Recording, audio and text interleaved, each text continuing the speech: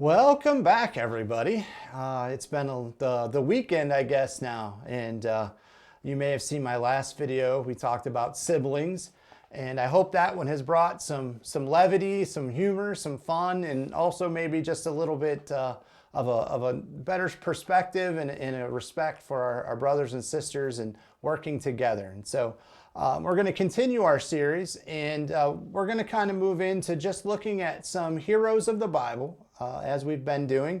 But this one I thought we would reach out to maybe those of you out there who are watching these videos that are maybe a little younger and a little smaller. And I thought this video might fit perfect for you because sometimes the world can seem really big when we're kind of little. And we have to remember that God not only protects and uses those of us who are little, but He can do amazing things through us also when He does use us. And so we're going to start off with a really popular story, very famous. A lot of you have probably heard of this, but maybe if you haven't, it's something that I think you'll really enjoy. And it kind of goes like this. Once upon a time, we'll start that way, there was a little railroad, and there was this particular little train in this railroad. And there were different trains, there were different engines that were part of this railroad network. But this one we're going to talk about is the little tiny engine. And one day there were these group of cars that needed to get taken up over top of this really big hill.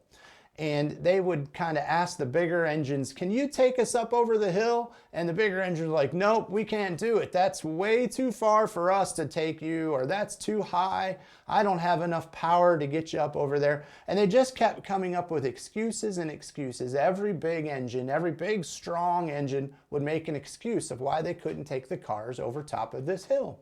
Well, they finally came to this little tiny engine. And the little engine, his job was just to kind of switch cars from track to track and just move cars around wherever the railroad yard needed to, these cars to go.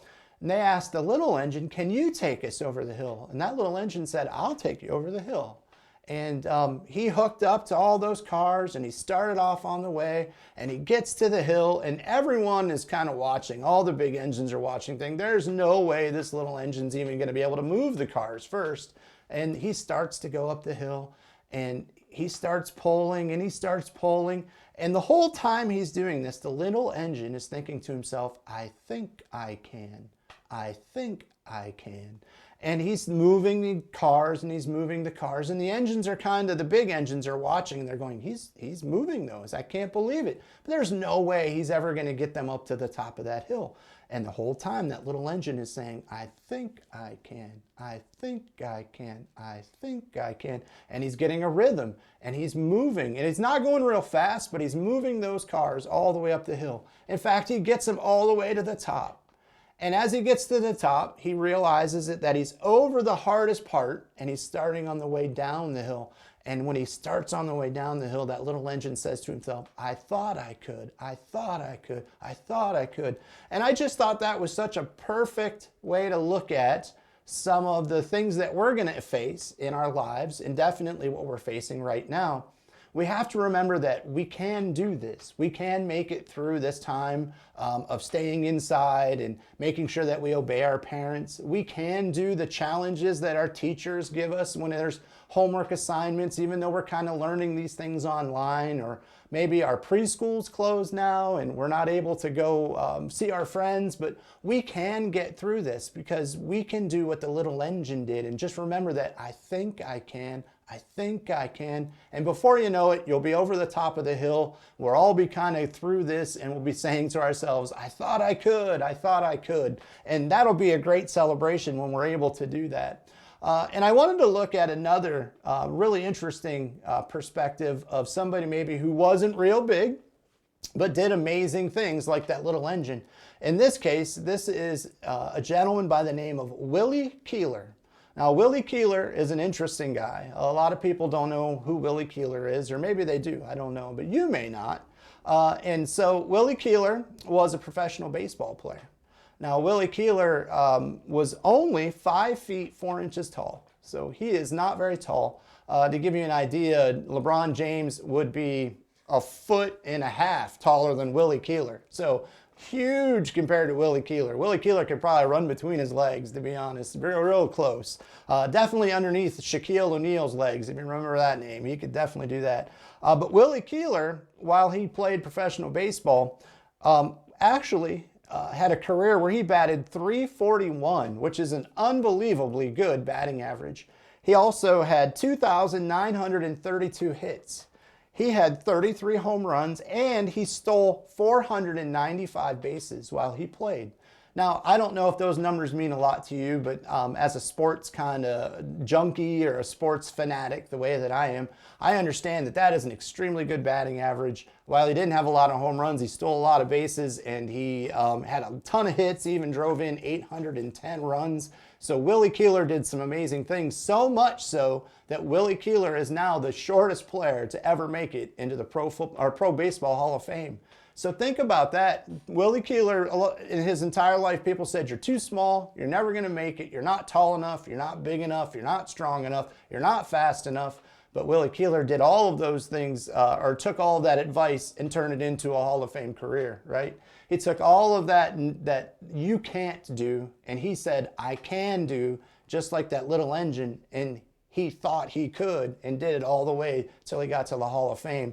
So Willie Keeler is a great example of not being the biggest person, not being the fastest or strongest, but being determined and taking the gifts that you were given by God and using them to your fullest extent, using them to everything that you've got, using it to the full glory of God, and turning it into a Hall of Fame career. And so Willie Keeler is just an amazing, amazing example to any of us who are smaller. If anybody ever tells you you're not big enough, Willie Keeler is a really good person to look at to see success in a smaller person. Now, the story we're going to talk about in the Bible comes from 1 Samuel, and it's in chapter 17. And it's kind of a long story if you think of it in verses. It's verse 1 through 51. And most of you are going to know this story. But I think it's a really good story for us to look at. It's important in these times because we're kind of facing a giant, if you will, in this COVID-19 coronavirus. It's definitely, we're facing a giant in just the world in general. We're looking at the culture of the world and telling us that we can't so often in so many things that we do. We are going to look at the story of David and Goliath. Now, David, as many of you may or may not know, was a shepherd, and he was a pretty average boy. He, just did kind of the average things that a boy would do that you guys probably do every day, right? He'd play with his brothers. He actually had 7 brothers. There were 8 boys in his family. And David, we will go back a little bit. We're going to skip a little bit here, but David was chosen by God to do something great. And we'll talk more and more about David as things go, but he was blessed by God at a very young age. And he is actually chosen to one day be the king of all of his people. And so we're going to kind of go back, though. David was kind of an adolescent. He's almost in that transition between being a boy and being a man. So he's not quite big enough to serve in the war like his brothers were. But at this time, the Israelites were in a war with the Philistines. And his brothers had been called, I think there were 3 of his brothers who were called to go fight in the war. And his dad, his name was Jesse, and Jesse says to him, I want you to take this food to your brothers, and I want you to take this cheese and these other foods and take them to the front lines. And he kind of had a reason for this. He wanted David to go check and make sure his brothers were okay. Jesse wanted to make sure his sons were all right. And so he wanted David to report back on everything that he had seen and what was going on. And so Jesse sends David out, and David, being the good son, leaves the next morning and takes the food after he leaves his sheep with the shepherd. So David, again, being a good shepherd, makes sure that his sheep are taken care of. He's not just going to leave them because he was a good servant. And he was obedient not only to his dad, but he was also obedient to those sheep, making sure that they were taken care of. And that's an important lesson for all of us too. But what we want to do here, we're going to look at now David travels out to the front. They call it the front on the battlefield where the two groups are kind of coming together. We've got, the Philistines and the Israelites, and they're coming together. And David got there just about the time when the Israelites were making their battle cry, right? Like right before a game, everybody gets all pumped up and they run out onto the battlefield or onto the football field.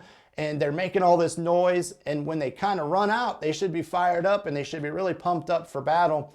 But when they get out there, there's this, we'll call him a bully, but he's a giant, and his name is Goliath. He's on the Philistine side, and he's standing there, and he kind of looks at all the Israelites, and he steps out and he says, which one of you will face me? Any one of you Israelites, come face me. And now, when I say he was a giant, I don't mean he was Shaq size.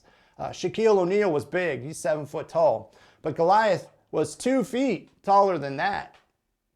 He would make Shaq or Shaquille O'Neal or LeBron James look the way we were talking about Willie Keener. And so Willie Keeler would definitely, that's kind of how they would look together as far as their size.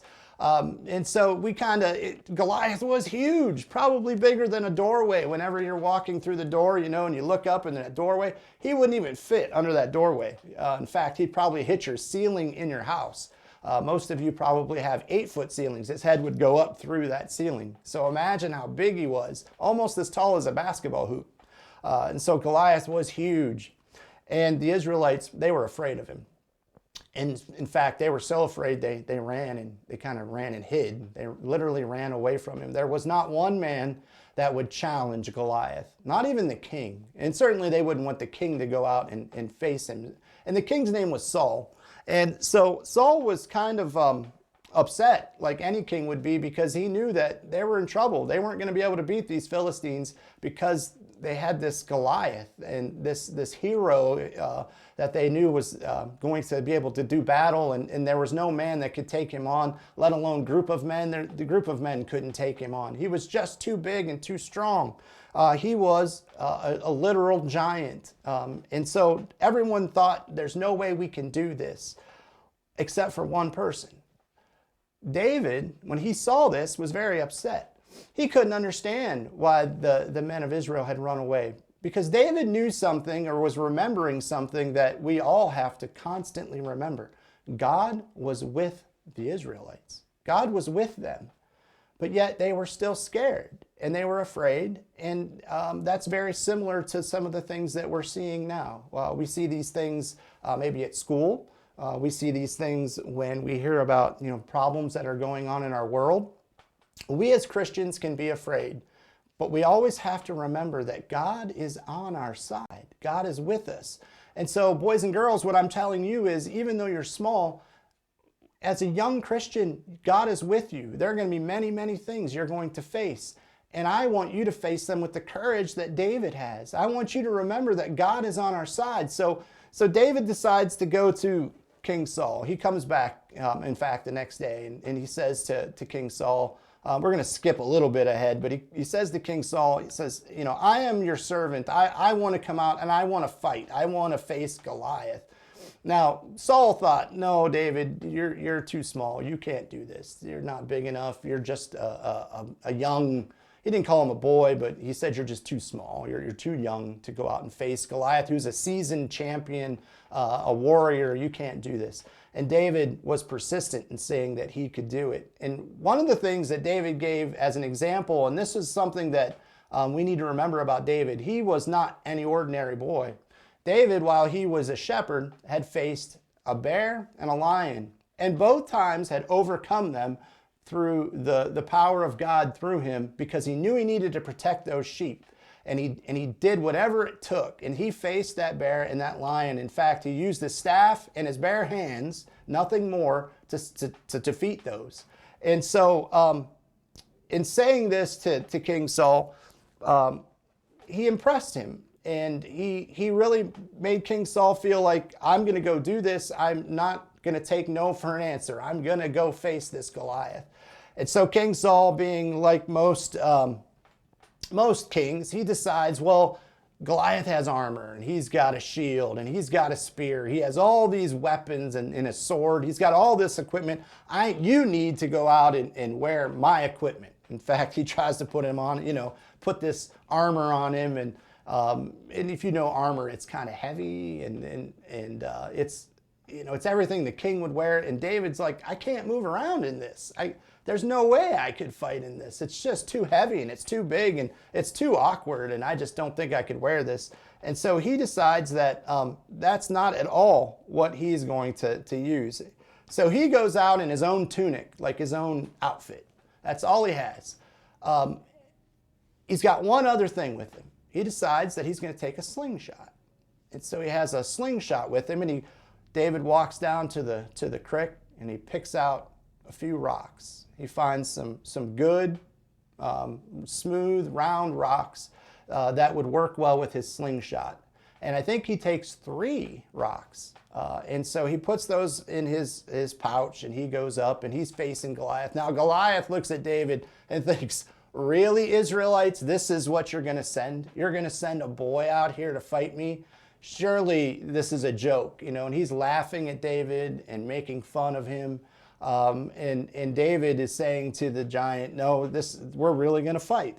We're going to do this. And I'm coming out here not as myself. I'm coming out here because the God of Israel has commanded me to come out here. The God of Israel will not be mocked and laughed at and joked about. Now that's important for us to remember, because the God of Israel is our God too. He is the God of all things. He is the God that we know and that we love and we know loves us. And so this is important for us to remember. This is not a different being, right? This is our God. This is the same God that David is going to serve and is going to fight for is the same God that we need to serve and fight for. And God asks us to do different things in our lives. Some of us will do this in our jobs. Some of us may do this for our job. Maybe you'll become a pastor. Maybe you'll be a Sunday school teacher. Maybe you'll be a missionary.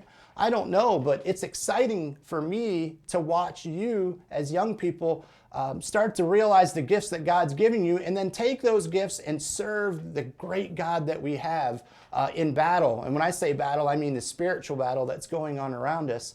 So let's see how this works out for King David, for David. He's not a king yet, for David. And so David stands there before this giant, and the giant's making fun of him. In fact, he's got his spear. He's ready in his mind to kill David. He's going to squash David, right? And David starts to use his slingshot, and he slings it around, and I could just kind of see Goliath mocking him and making fun of him standing there.